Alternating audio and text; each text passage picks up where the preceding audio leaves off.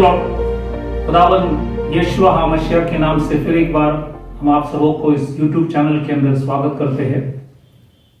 और आज मैं यहाँ पे आपके सामने उपस्थित हूँ खुदा के पवित्र कलाम प्रचार करने के लिए। खुदा को धन्यवाद करता हूँ कि उन्होंने फिर और एक मौका दिया है उसके वचन को प्रचार करने के लिए। तो आज एक नए विषय में हम प्रवेश करेंगे। तो आज का जो विषय है, अब मुझे बपतिस्म लेने में क्या रोक है। ये प्रेरित की किताब 8वां अध्याय 36वां वचन में ये वचन लिखा है। तो आज हम इसी के ये वचन के आधार पर हम लोग 7 जो विषय है उसी को हम लोग देखेंगे। पहला जो विषय है जल बपतिस्म के विषय में हम कई बातों को वचन से देखेंगे। दूसरा है बपतिस्म क्यों लेना चाहिए। तीसरा है कब बपतिस्म लेना है। चौथा है बपतिस्म का महत्व या सिग्निफिकेंस।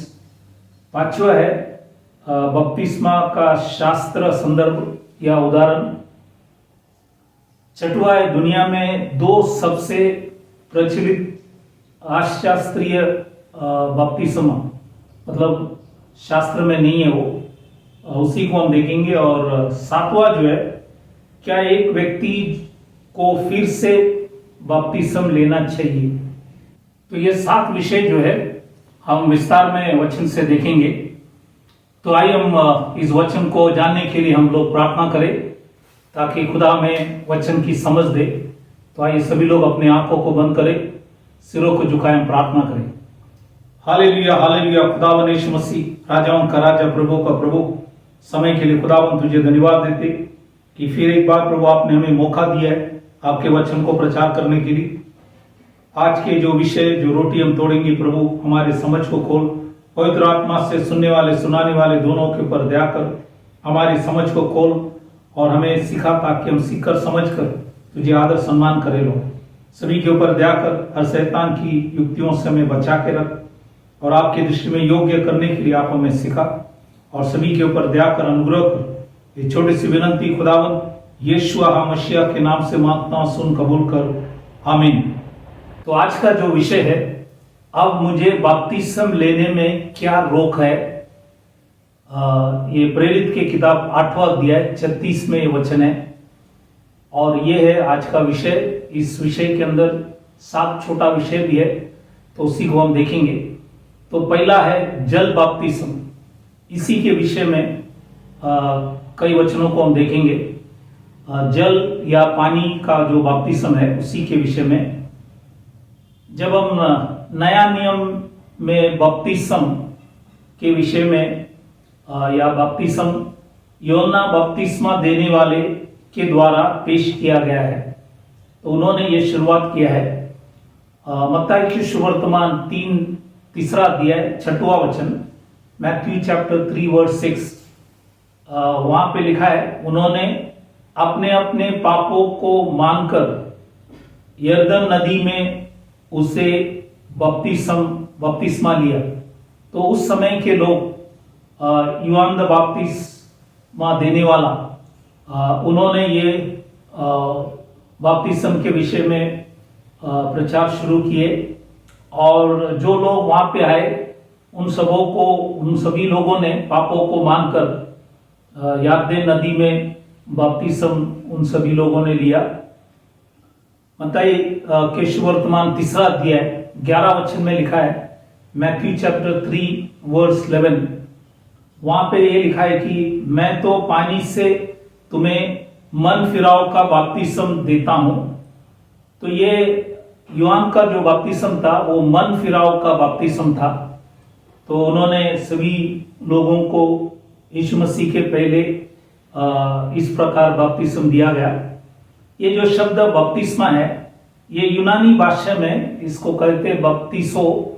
बपतिसो का अर्थ या मतलब है डूबना, इमर्शन, डूबना। इसलिए मरकोस के सुसमाचार में 16वां अध्याय 16 वचन, मार्क चैप्टर 16 में ये लिखा है कि जो विश्वास करे और बपतिस्मा ले उसका उद्धार होगा। तो जो विश्वास भी करेंगे और उन्हें बपतिस्म भी लेना है तो ही उद्धार होगा करके वचन में लिखा गया।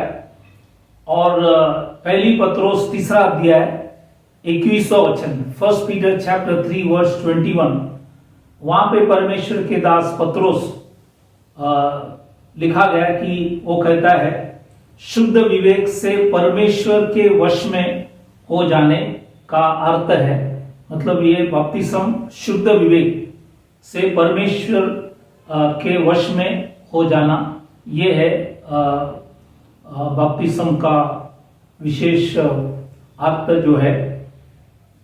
और मत्ती के सुवर्तान 28वां अध्याय 19वां वचन, मैथ्यू चैप्टर 28:19, ये वचन में खुदावन यीशु मसीह ने सब शिष्यों को आज्ञा दी, इसलिए तुम जाओ सब जातियों के लोगों को चेले बनाओ और उन्हें पिता और पुत्र और पवित्र आत्मा के नाम से बपतिस्म दो। तो ये था यीशु मसीह ने जब उनका पुनरुद्धान हुआ तो उन्होंने शिष्यों से ये बातों को कहा। तो ये यीशु मसीह ने 11 शिष्य से कहा। तो यहाँ पर ध्यान देना योग्य बात यह है कि यहाँ पर एकमात्र नाम का प्रयोग किया है, बहुवचन नहीं, नामों का नहीं, जिससे ये तत्व स्पष्ट रूप से प्रकट होता है कि पिता पुत्र और पवित्र आत्मा के लिए एक ही नाम है। तो पिता पुत्र पवित्र आत्मा के लिए एक ही नाम है। और वो नाम हम जब वचन में ढूंढेंगे तो मत्ती की किताब इसका पहला अध्याय 21वां वचन, मैथ्यू चैप्टर 1:21, वहां पे लिखा है वह पुत्र को जनेगी और तू उसका नाम यीशु रखना, क्योंकि वह अपने लोगों का उनके पापों से उद्धार करेगा। तो उद्धार करने का दिया हुआ नाम है यीशुआ या यीशु। बाप पुत्र पवित्र आत्मा नाम नहीं है, तो इसलिए इस बातों को ध्यान से समझना जरूरी है। इस आज्ञा जो हमने मत्ती के सुवर्तमान में पढ़ा, मत्ती 28:19 वचन, ये कमांडमेंट है, एक आज्ञा है। ये आज्ञा के अनुसार चेले ने सभी जातियों के लोगों को बपतिस्मा दिया। हम देखते हैं कि चेले ने आज्ञा के जो शब्द को व्यर्थ ही नहीं दोहराया, ये व्यर्थ दोहराया नहीं, परंतु उन्होंने आज्ञा को समझा और पालन किया। मत्ती की सुवर्तमान जो 28:19 वचन है, मैथ्यू 28:19, पेंटिकॉस्ट के दिन और उसके बाद भी जातियों को बपतिस्म दिया गया। और पहले यहूदियों को प्रेरित की किताब 2:38 से 41वां वचन पढ़ेंगे तो खास करके यहूदियों को बपतिस्म दिया गया। उसके बाद सामरियों को, समारी के लोग सामरियों को जो प्रेरित 8:16 में आपको मिलेंगे। जैसे यहूदियों को प्रेरित 2:38 से 41 में है, Acts chapter 2:38-41 to the Jews. फिर समारिया या समरियों के लिए प्रेरित की किताब 8:16, एक्ट्स चैप्टर 8:16। उसके बाद अन्य जातियों के लिए प्रेरित की किताब 10वां अध्याय 47 और 48 में हम जब पढ़ता है, एक्ट्स चैप्टर 10:47-48, वहां पे सब अन्य जातियों को, खास करके कॉर्नेलियस फैमिली का शुरुआत वहां से हुआ है। और ये सब प्रभु यीशु मसीह के नाम से, मतलब प्रेरित 2 अध्याय 38 वचन के आधार पर सबों को बपतिस्म दिया गया। एक्ट्स चैप्टर 2:38, उसी के द्वारा, प्रेरित 2:38 के द्वारा जो लोग यहूदी थे और जो समारी लोग थे, उन सबों को और अन्य जातियों को, सबों को भी उसी नाम से दिया गया। कहीं पर भी ऐसा कोई संदर्भ नहीं है कि कलीसिया के स्थापित हो जाने के पश्चात किसी शिष्यों ने केवल प्रभु यीशु मसीह के नाम के अलावा किसी अन्य नाम से बपतिस्मा दिया, ऐसा कोई संदर्भ वचन में आपको दिखेंगे नहीं। पापों की क्षमा सिर्फ यीशु मसीह के नाम में है और कोई दूसरा नाम में नहीं, या कोई दूसरा रीत से अगर लेंगे तो पापों की क्षमा नहीं, खुदावन यीशु मसीह के नाम से ही लेना है। इसलिए मत्ती के सुवर्तमान 10:40 में, मैथ्यू चैप्टर 10:40, खुदावन यीशु मसीह ने शिष्य से कहा, जो तुम्हें ग्रहण करता है वह मुझे ग्रहण करता है, और जो मुझे ग्रहण करता है वह मेरे, बाइबल के अंदर लिखा है, बेचने वाले को ग्रहण करता है। तो यीशु मसीह ने स्वयं कहा, अगर शिष्यों से कहा आपको कोई ग्रहण कर रहा है तो वो मुझे भी ग्रहण कर रहा है। वैसे 10वां अध्याय 14 वचन में लिखा है, मैथ्यू चैप्टर 10:14, और जो कोई तुम्हें ग्रहण न करे और तुम्हारी बातें न सुने, उस घर या उस नगर से निकलते हुए अपने पांवों की धूल, बाइबल में लिखा है, झाड़ डालो। तो वचन में साफ लिखा है कि अगर जो कोई तुम्हें ग्रहण न करे, शिष्यों से कहा, और तुम्हारी बातें न सुने, तो अगर उनका भी बात नहीं सुने तो परमेश्वर लिखा है कि अपने पांवों की धूल झाड़ डालो। तो इसलिए ये वचन कहा गया क्योंकि उन्होंने वचन को स्वीकार नहीं किया। इसलिए योना की किताब 12वां अध्याय 48 में लिखता है, जॉन चैप्टर 12:48, खुदावन यीशु मसीह ने कहा, जो मुझे तुच्छ जानता है और मेरी बातें ग्रहण नहीं करता है, उसको दोषी ठहराने वाला तो एक है, अर्थात जो वचन, मतलब ये वचन जो यहां पे लिखा है इंग्लिश में वर्ड, वो है लोगोस, अर्थात जो वचन मैंने कहा है वही पिछले दिन में उसे दोषी ठहराएगा। तो लिखा है कि वो पिछले दिन में दोषी ठहराएगा। इसलिए आज हमने जल बपतिस्म के विषय में कई बातों को आपको वचन से समझाया।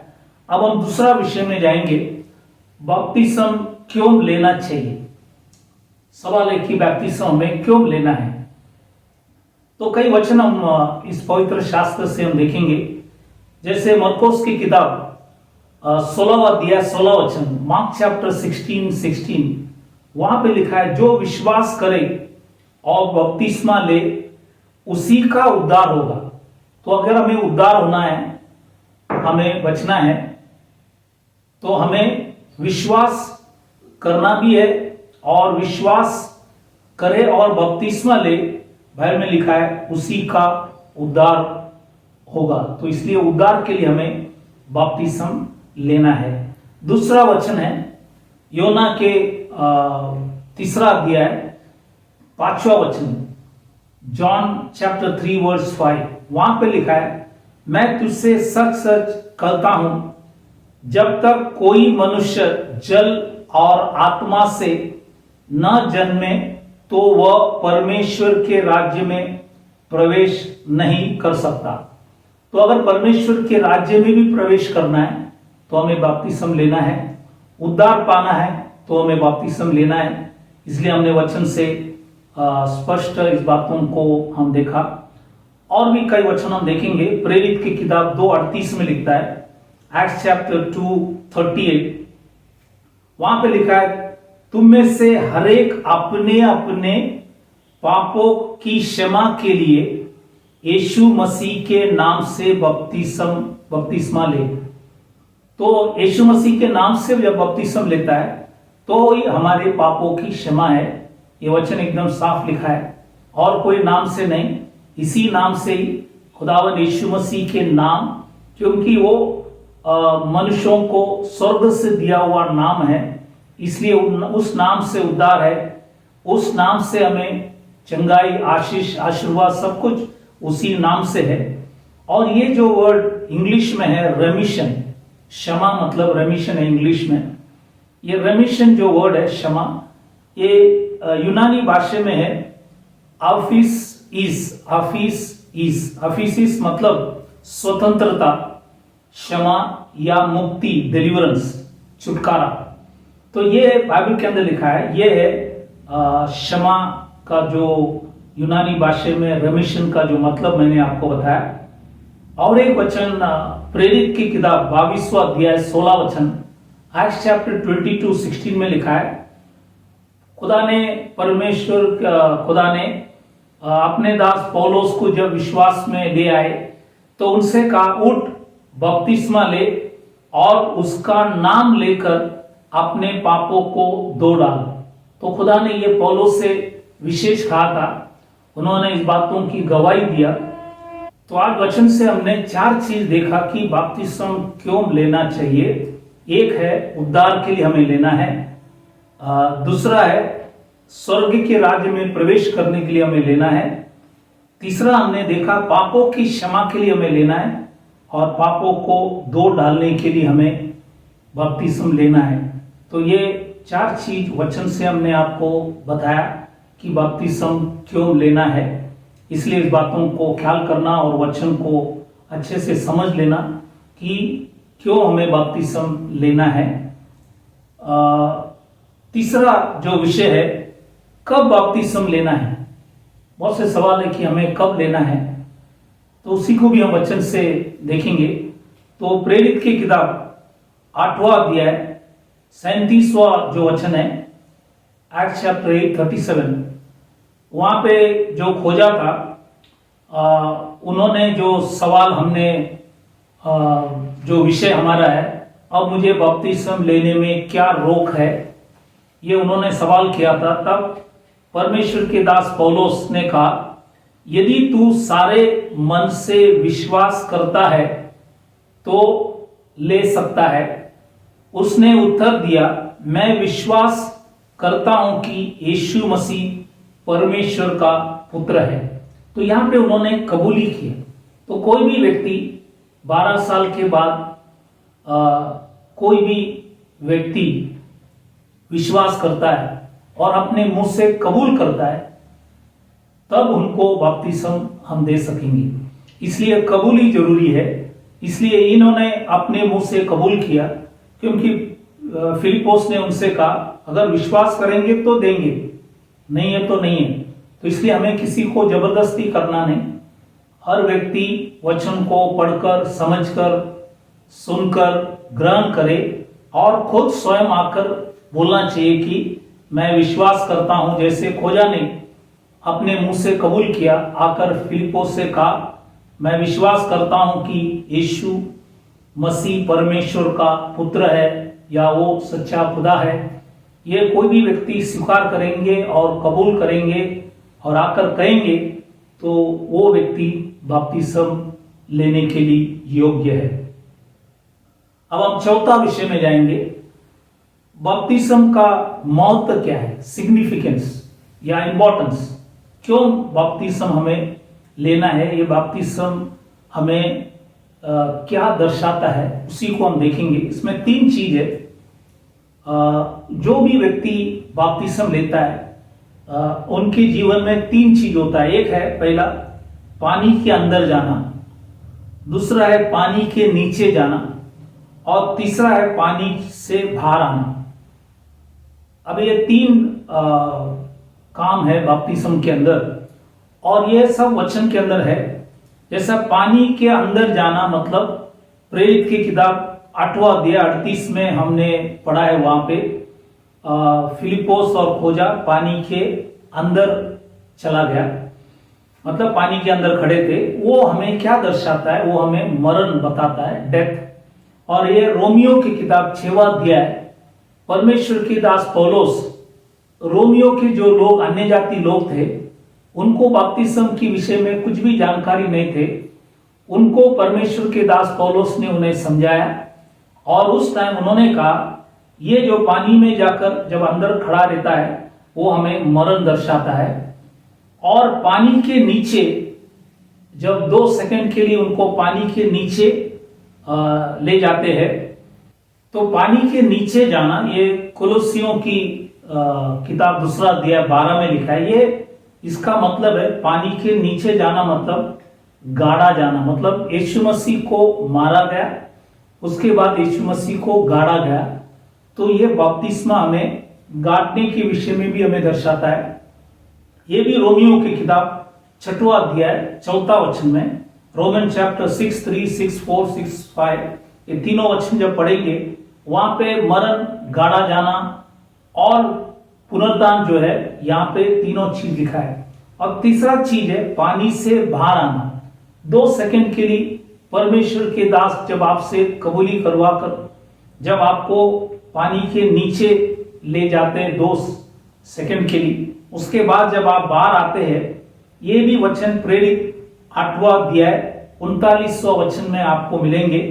और ये हमें पुनरुत्थान के विषय में हमें दर्शाता है। ये रोमियो की किताब 6:4 और 5 में आपको विस्तार से परमेश्वर के दास पौलुस ने ये मंडली को प्रचार करते टाइम कहा गया। तो ये हमें यीशु मसीह का मरण, खुदावन यीशु मसीह का गाड़ा जाना और खुदावन यीशु मसीह का पुनरुत्थान जब हुआ, वैसे आज हम भी एक नया व्यक्ति बन जाते। हमारे जुना जीवन, पाप भरा हुआ जीवन, खुदा हमें धोकर हमें शुद्ध करता है। और ये हमें यीशु मसीह का मरण से और गाड़ने से और पुनरुत्थान से जुड़ा हुआ वचन है। इसलिए हमें बपतिस्मा लेना बहुत जरूरी है, क्योंकि उसी से ही हमारे जन्म पाप और कर्म पाप की क्षमा है। और इसीलिए ये वचन खुदा ने पवित्र वचन में लिखा गया। कई बार लोग कहते हैं कि बपतिस्मा देने के बाद भी अगर कुछ गलती होता है तो क्षमा कैसे होंगे। इसलिए खुदा ने उसी के लिए प्रभुज का जो विधि है वो भी हमें दिया गया। इसका मतलब ये नहीं कि हम पाप करते रहे, हम कोशिश करें कि हम अपने आप को पाप से बचाकर अपने जीवन को निभाए। इसलिए ये सारी बातों को वचन में लिखा गया। इसलिए बपतिस्मा का जो महत्व है तो आज आपको बताया। अब हम 5वां विषय में जाएंगे। बपतिस्मा का शास्त्र संदर्भ या उदाहरण, जो भी उदाहरण है उसको हम लोग खुदा के पवित्र कलाम से हम वचन को देखेंगे। तो विशेष कर मत्ती के सुवर्तमान 28वां अध्याय 19 वचन, मैथ्यू चैप्टर 28:19, वहां पे जो लिखा गया, सब जातियों के लोगों को चेले बनाओ। सब जातियों के लोगों को चेले बनाओ, ये वचन में लिखा गया। इसलिए आज इस नाम को पूरे विश्व में इसलिए प्रचार किया जा रहा है क्योंकि वचन में इस बातों को लिखा है। इसलिए खुदा ने कहा हुआ है। और ये जब सच्चाई प्रचार करेंगे लोग विरुद्ध होंगे, वो तो होना ही है, वचन में लिखा गया। जैसे लिखा है कि सब जातियों के लोगों को चेले बनाओ। इसी संदर्भ में और एक वचन हम पढ़ेंगे, प्रेरित की किताब 1 अध्याय 8वां वचन, एक्ट्स चैप्टर 1:8। वहां पे लिखा गया, परंतु जब पवित्र आत्मा तुम पर आएगा तब तुम सामर्थ्य पाओगे, और यरूशलेम पहला, और सारे यहूदा दूसरा, और समारिया तीसरा, और पृथ्वी के छोर तक मेरे गवाह होगे चौथा। तो ये 4 जगह पे खुदा ने शिष्यों से कहा तू मेरे गवाह होगा। इसलिए ये चेले को खुदा ने सब जगह विश्व में सब जगह के अंदर भेजकर ये नाम को प्रचार किया गया, जिससे हमें उद्धार है, जिससे हमें पापों की क्षमा है।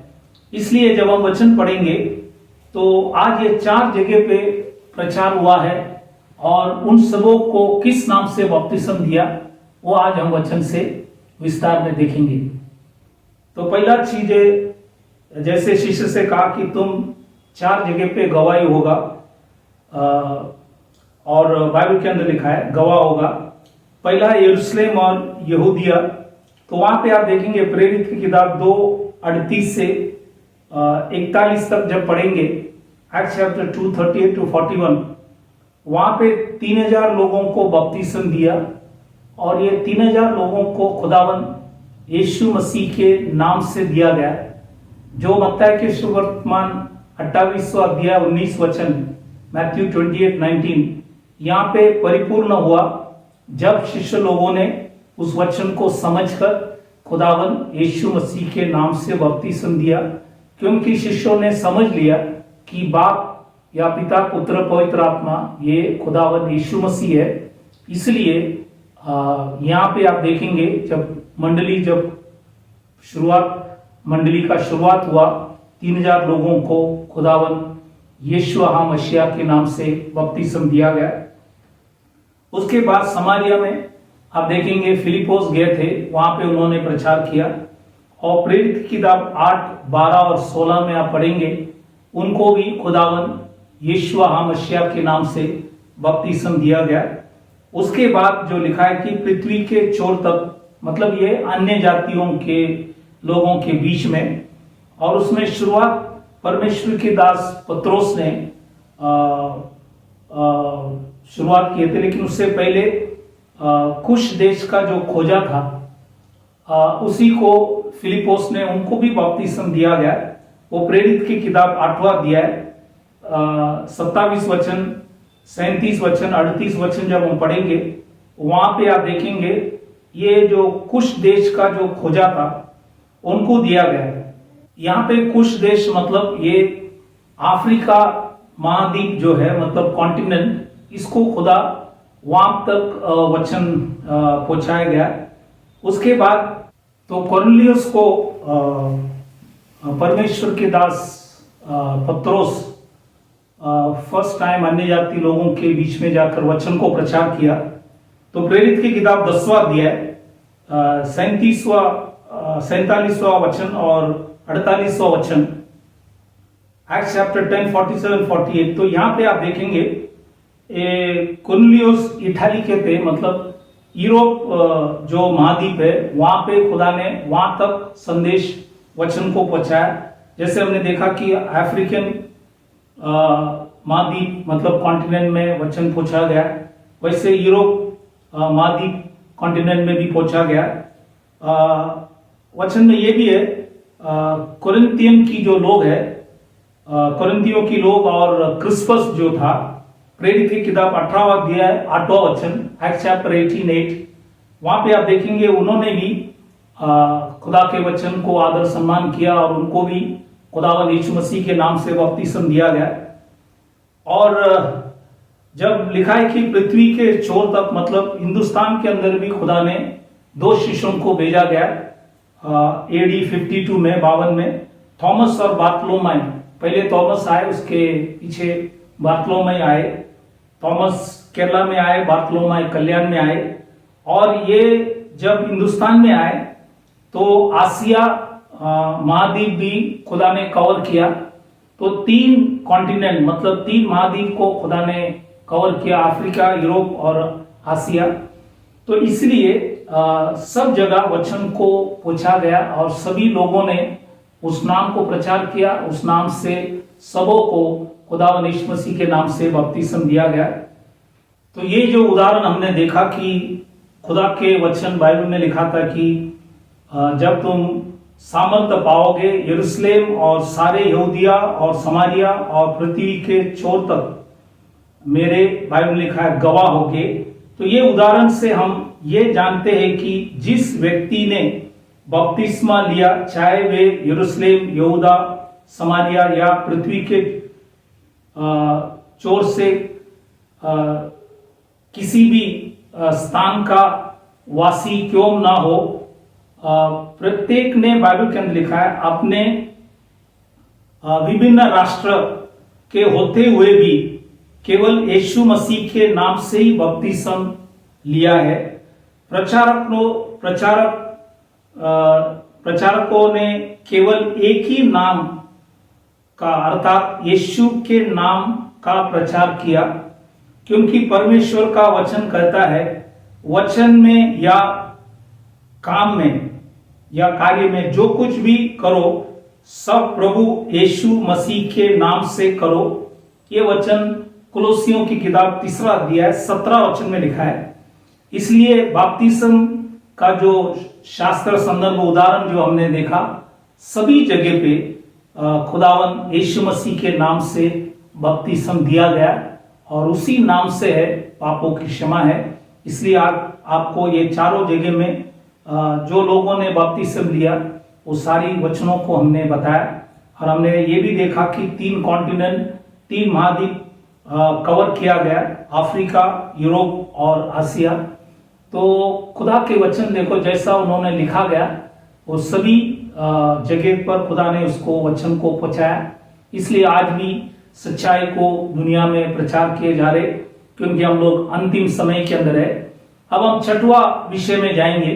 दुनिया में 2 सबसे प्रचलित अशास्त्र बपतिस्मा, मतलब शास्त्र में नहीं है, वैसे 2 बपतिस्म विश्व में सब जगह आपको दिखने में आए। एक है बाल बपतिस्मा, मतलब बच्चे के बपतिस्मा।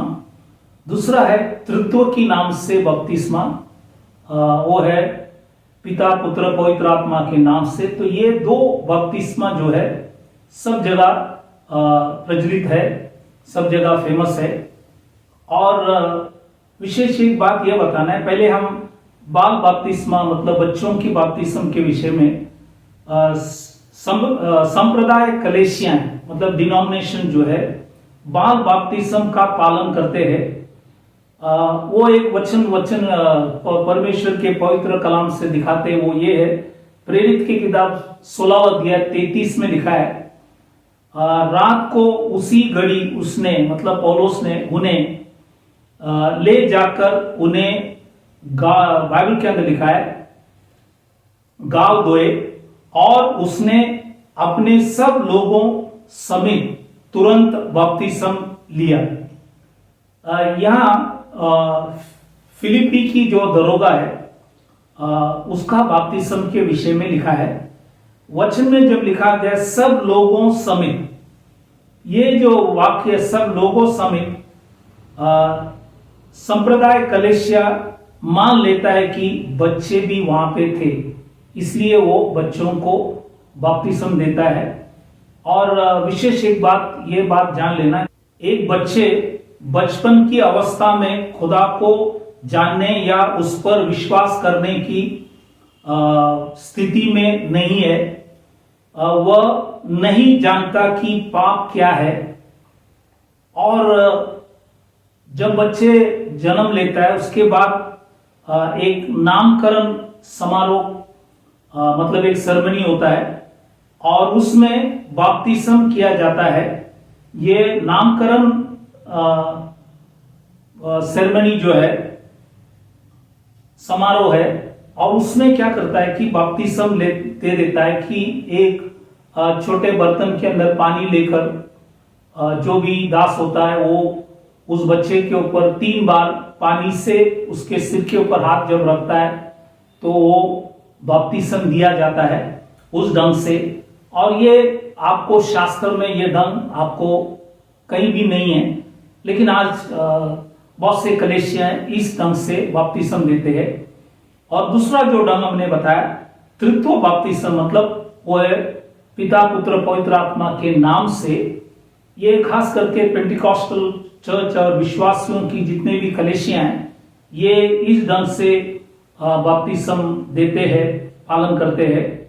और वो मत्ती की शुभ वर्तमान 28 अध्याय 19 वचन के आधार पर बपतिस्म देते हैं, मैथ्यू चैप्टर 28:19। और वचन सही है पर समझ गलत है कि लोगों ने उस वचन को समझा नहीं, लेकिन उस वचन को लेकर उन्होंने बाइबल के अंदर लिखा है वो वचन को दोहराते हैं और उसी ढंग से बपतिस्म देते हैं। हालांकि बाइबल के अंदर ऐसा किसी ने भी किया नहीं है, लेकिन फिर भी तमाम लोग इसी रीति से बपतिस्म देता है। और जैसे मैंने पहले भी कहा ये दोनों बपतिस्म जो है बच्चे के बपतिस्म या बाल बपतिस्मा या तृत्व बपतिस्मा, पिता पुत्र पवित्र आत्मा के नाम से जब बपतिस्म होता है, ये दोनों बपतिस्म में पाप की क्षमा नहीं है, इसको अच्छे से समझ लेना। और एफिसियों की किताब 4 अध्याय 5वां वचन लिखा है एक ही बपतिस्मा वहां पे उल्लेख किया गया। और ये बपतिस्म एक ही बपतिस्मा मतलब खुदावन यीशुआ मसीह के नाम से जो बपतिस्म है वही है, एक ही बपतिस्मा जो वचन में है। सातवां विषय, क्या एक व्यक्ति को फिर से बपतिस्मा लेना चाहिए?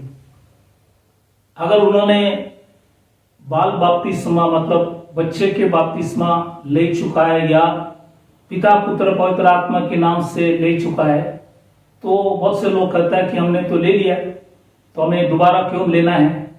तो आज वचन से हम देखेंगे दोबारा ले सकता है कि नहीं। तो यदि कोई भी व्यक्ति अन्य किसी नाम या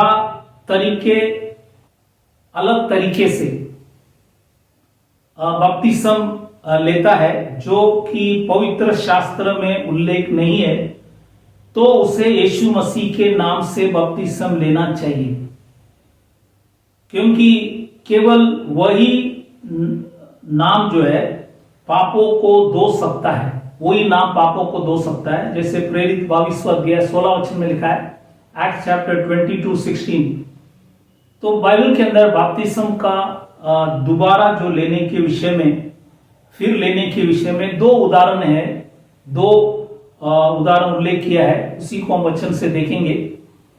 प्रेरित की किताब 19वां अध्याय 3 से 5 वचन जब हम पढ़ेंगे, एक्ट चैप्टर 19 3-5, यहां पे आप देखेंगे कि उसने उनसे मतलब योना बपतिस्मा देने वाला का 12 चेले जो थे, उनसे परमेश्वर के दास पौलुस उनसे कहता है, कहा तो फिर तुमने किसका बपतिस्मा लिया? इन लोगों से 12 चेले से पूछा कि फिर तुमने किसका बपतिस्मा लिया? उन्होंने कहा योना का बपतिस्मा। पौलुस ने कहा योना, ये बाइबल में लिखे योना ने ये कहकर मन फिराव का बपतिस्मा दिया कि जो मेरे बाद आने वाला है उस पर अर्थात यीशु पर विश्वास करना। ये सुनकर उन्होंने प्रभु यीशु के नाम में बपतिस्मा लिया। तो यहां पे जो 12 चेले थे, उन्होंने सिर्फ उनको योना का बपतिस्मा वो जानते थे, लेकिन जब पौल ने उनको समझाया और कहा कि वो बपतिस्मा खाली मन फिराव का बपतिस्मा है, अब आपको वापस लेना है यीशु मसीह के नाम से, तो उन्होंने कोई शंका नहीं किए, लेकिन तुरंत लिखा है कि ये सुनकर उन्होंने प्रभु यीशु के नाम में बपतिस्मा लिया। तो यहाँ पे दोबारा उन्होंने एक बपतिस्मा मन फिराव का बपतिस्मा पहले ले चुका था, लेकिन इन्होंने वापिस खुदावन यीशु मसीह के नाम से बपतिस्मा लिया गया। एक उदाहरण हमने देखा। दूसरा उदाहरण प्रेरित की किताब 18वां अध्याय 24वां वचन से 28 वचन, एक्ट्स चैप्टर 18 24-28। 24 से जब हम पढ़ेंगे वहां पे लिखा है, अपोलोस नामक एक यहूदी जिसका जन्म सिकंदरिया में हुआ था, जो विद्वान पुरुष था और पवित्र शास्त्रों को अच्छी तरह से जानता था, एफिसियों में आया। जब ये व्यक्ति एफिसियों में आए, उसने प्रभु के मार्ग की शिक्षा पाई थी और मन लगाकर यीशु के विषय में ठीक ठीक सुनाता और सिखाता था, परंतु वह केवल योना के बपतिस्मा की बात जानता था। तो इनको भी, ये बाइबल के अंदर लिखा, बहुत विद्वान थे, शास्त्र को अच्छे से समझा था, लेकिन उनका विश्वास ये था कि वो योना के बपतिस्मा नहीं जानता था। तो वहां पे परमेश्वर की जो विश्वास, ये लोग वहां पे उस मीटिंग में वो लोग उपस्थित थे। तो लिखता है कि वहां आराधनालय में निडर होकर बोलने लगा, पर प्रिस्किला और अक्विला, ये पति पत्नी है, ये जो फैमिली है वहां पे उस मीटिंग में बैठे थे, उसकी बातें सुनकर उसे अपने यहाँ ले गए और परमेश्वर का मार्ग उसको और भी ठीक ठीक बताया। क्या बताया?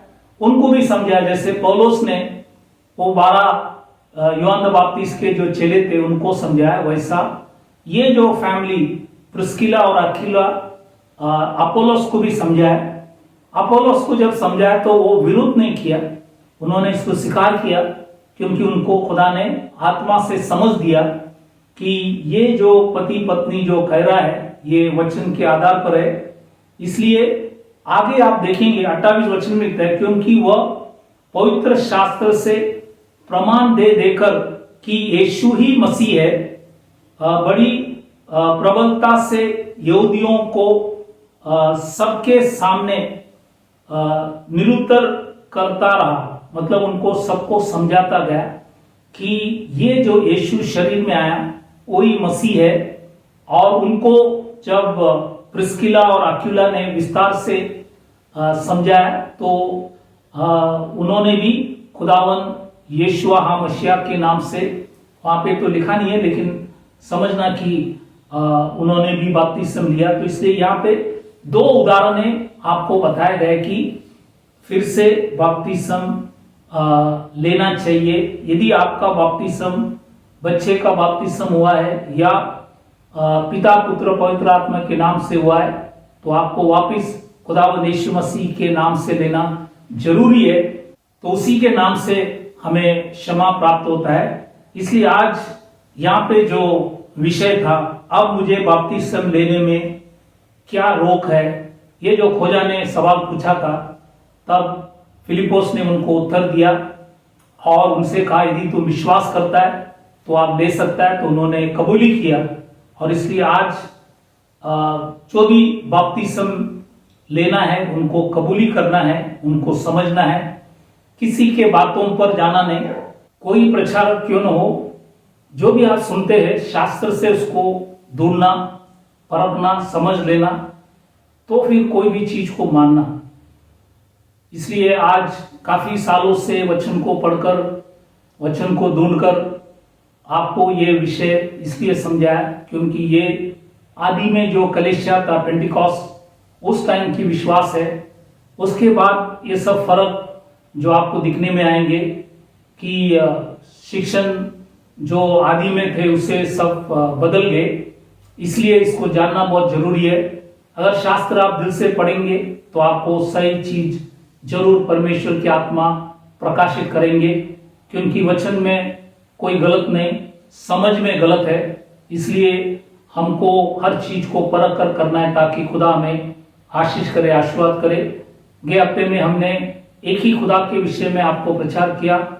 अब ये हफ्ते में हमने बपतिस्मा के विषय में आपको समझाया कि वचन के आधार पर ये सब करना है ताकि खुदा हमें आशीष करे। बहुत से लोग बोलेंगे कि ये शिक्षण गलत है, लेकिन आप शास्त्र को ढूंढना, परखना, क्योंकि हमने भी काफी सालों के स्टडी के बाद इस विषय को प्रचार कर रहे ताकि आपके समझ में आए। इसलिए शास्त्र को अच्छे से ढूंढना, परखना, ताकि सच्चाई को आप जान सकेंगे।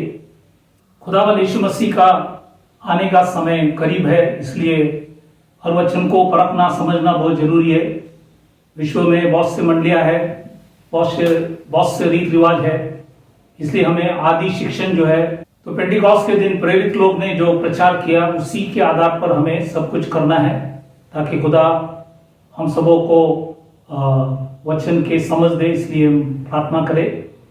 और विदा होने से पहले जो भी बीमार, तकलीफ, परेशानी, संकट, मुसीबत, शंका में, अलग अलग समस्या में, उन सभी के लिए हम प्रार्थना करें। तो आइए हम अपने आंखों को बंद करें, सिरों को झुकाएं, हम प्रार्थना करें। Hallelujah, hallelujah. खुदावंद यीशु मसीह, राजाओं का राजा, प्रभु का प्रभु, समय के लिए प्रभु धन्यवाद करते, विषय के लिए धन्यवाद करते। जो भी आपने हमें समझ दिया, सभी की आंखों खोल प्रभु, ताकि सभी लोग समझ सके और आपके नाम की महिमा, स्तुति, आराधना कर सके। यदि आज कोई बीमार, तकलीफ, परेशानी, संकट, मुसीबत, शंकाओं में, अलग अलग समस्या में, खुदावन आपने कहा फटके से उन्हें चंगाई दे, आपने वायु व लहू से उनकी सारी अपराधों को क्षमा कर उन्हें शक्ति दे, सामर्थ दे, हिम्मत दे, बल दे, ताकि आपके नाम की महिमा, स्तुति, आराधना कर सके। लोग सभी के ऊपर दया कर, सबों को अनुग्रह कर। आपने हमारी विनती, प्रार्थना सुना, धन्यवाद कर छोटी सी विनती खुदावन, यीशु मसीह के नाम से मांगता हूं, सुन कबूल कर, आमीन। तो फिर एक बार खुदावन यीशु मसीह को धन्यवाद करता हूं कि प्रभु ने फिर एक बार मौका दिया वचन प्रचार करने के लिए। और आप लोग जो सुन रहे हैं, प्रभु आप सबों को आशीष करे। और इस अंतिम समय के अंदर वचन को परखना बहुत जरूरी है, ताकि यीशु मसीह आने तक हम विश्वास योग्य बने रहे। यही प्रभु की इच्छा है। इसलिए हम प्रार्थना में, उपास में, वचन में अपने कीमती समय निभाए, ताकि प्रभु हमें आशीष करे। और जब तक हम फिर मिलते नहीं है, तब तक खुदा आप सबों को उसके पंखों तले छिपा के रखे और उसकी महिमा के लिए खुदा आप सबों को खड़ा करे। आपने वचन को सुना, इसके लिए धन्यवाद करता हूँ। प्रभु आप सबों को आशीष करे। Thank you very much. God bless you. Praise the Lord.